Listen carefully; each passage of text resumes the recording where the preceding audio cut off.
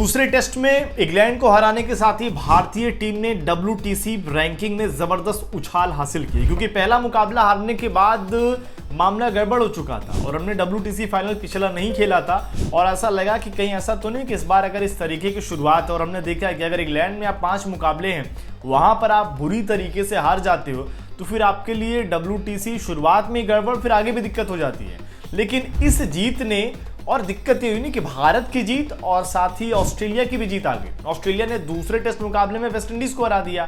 अब उस जीत के बाद भारत और ऑस्ट्रेलिया की जीत के बाद WTC की रैंकिंग क्या है वो अपने आप में देखने वाली बात होगी। अब यहां पर अगर आपको हम दिखाएं WTC की अगर आप रैंकिंग देखेंगे तो इस वक्त ऑस्ट्रेलिया 2 मुकाबले और दोनों जीत गई है। वेस्ट इंडीज ने जबरदस्त फाइट दी है लेकिन बैटिंग से फेल हो जा रहे हैं, क्योंकि कमाल की गेंदबाजी हो रही है ऑस्ट्रेलिया की तरफ से, पैट कमिंस की तरफ से। और यहां पर अगर आप देखेंगे 2 मुकाबले 2 जीत, पॉइंट्स 24 है, परसेंटेज इनका 100 का है। लिहाजा अगर आप देखेंगे तो ऑस्ट्रेलिया टॉप पर है और लोग कह रहे हैं ऑस्ट्रेलिया जो है ना बड़े बड़े मैचों में ऐसा ही करती है। वहीं अगर आप देखेंगे नंबर 2 पर श्रीलंका की टीम है, 2 मुकाबले 1 जीत, और अगर आप देखेंगे तो 1 मुकाबला इनका ड्रॉ रहा है। ये शायद जीत सकते थे, वहां पर कहीं ना कहीं जरूर इस बात को लेकर परेशान होंगे कि इनके पास एक मौका था हराने का बांग्लादेश को। तो यहां पर अभी तक तो नंबर 2 पर है और पिछले सीजन में हमने देखा था कि श्रीलंका कुछ दिनों तक, कुछ महीनों तक इस रेस में थी, लेकिन इसके बाद अगर आप देखेंगे तो लड़ाई यहां पर जबरदस्त है।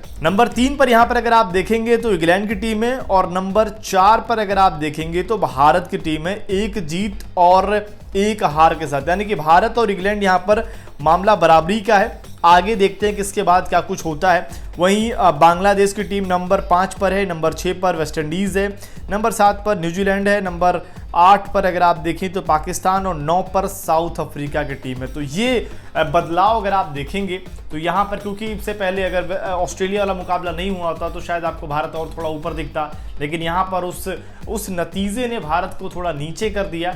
तो यहाँ पर भारतीय टीम खैर खाता खुल गया, 1 मुकाबला जीती, 1 हारी है। आने वाला जो मुकाबला है लॉर्ड्स में खेला जाएगा, वहां पर देखना होगा कि टीम इंडिया सिर्फ उस सीरीज में नहीं बल्कि WTC की रैंकिंग में कैसे वापस आता है, क्योंकि ये रैंकिंग की अगर बात करें तो ये बहुत इंपॉर्टेंट है। इसी के जरिए आप फाइनल तक पहुंचते हो, और पिछली बार फाइनल में नहीं पहुंचना, टीम इंडिया की बहुत आलोचना हुई कि किस तरीके से आपने प्रदर्शन किया। ऐसे में गौतम गंभीर और शुभमन गिल का सपना जरूर होगा कि कैसे वो अच्छा प्रदर्शन करने के साथ साथ फाइनल तक टीम को लेकर जाते हैं, क्योंकि उनके पास खिलाड़ी जबरदस्त हैं। चाहे सीरीज की बात करें वो आकाशदीप हो गए या फिर जिस तरीके से सिराज गेंदबाजी कर रहे हैं, अगले मुकाबले में आपके पास बुमराह होंगे गेंदबाजी में, चाहे अगर आप देखें कुलदीप आ सकते हैं, जडेजा आपके पास है, बैटिंग आपकी कमाल की हो रही है। तो इस लिहाज से इस सीरीज में भारत चाहेगा कि इसको सीरीज को अगर जीतता है तो WTC रैंकिंग में टॉप 2 में अपनी जगह को बरकरार रखेगा। तो ऐसे में देखना होगा क्या कुछ होता है। बाकी आपको क्या लगता है कि इस बार की रैंकिंग को देखते हुए,